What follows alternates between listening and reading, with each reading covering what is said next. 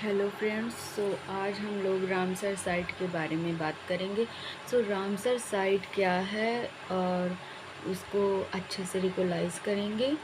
तो जैसे कि रामसर साइट क्या है, तो रामसर साइट के पहले तो 3 नाम हैं। एक उसको रामसर साइट कहते हैं और एक दूसरा उसको रामसर स्थल कहते हैं, तीसरा रामसर आर्द्र भूमि स्थल कहते हैं। आप लोग पूछेंगे कि आर्द्र भूमि क्या होती है। तो जो हमारी आर्द्र भूमि होती है, आर्द्र भूमि का मतलब, आर्द्र का मतलब होता है गीला, अर्थात गीली भूमि को बचाना, अर्थात गीली भूमि का संरक्षण करना।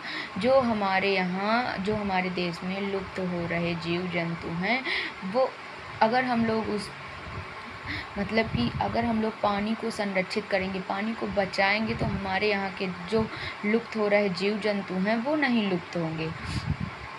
तो अगर कोई पूछे सबसे पहले रामसर साइट किस देश में हुई थी, तो सबसे पहले जो हमारा रामसर सम्मेलन हुआ था 2 फरवरी 1971 को ईरान में हुआ था। 2 फरवरी 1971 को ईरान में हुआ था। दुनिया की सबसे पहली रामसर साइट कौन बनी थी, तो अफ्रीका की ऑस्ट्रेलिया की कोबोर्ग प्रायद्वीप थी, जिसे 1974 ईस्वी में नामित किया गया था। रामसर संधि जो है हमारी, वो 1975 ईस्वी में हुई थी। और भारत ने रामसर संधि को कब अपनाया था, तो भारत ने रामसर संधि को 1982 ईस्वी में अपनाया था।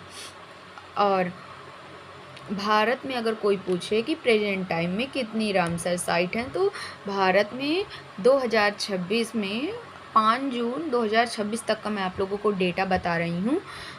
100 रामसर साइट हैं। भारत एशिया महाद्वीप का फर्स्ट नंबर पर रामसर साइट वाला, सबसे ज़्यादा रामसर साइट वाला स्थल बन चुका है। और दुनिया में भारत का 3rd नंबर पर स्थान है, तीसरा स्थान है।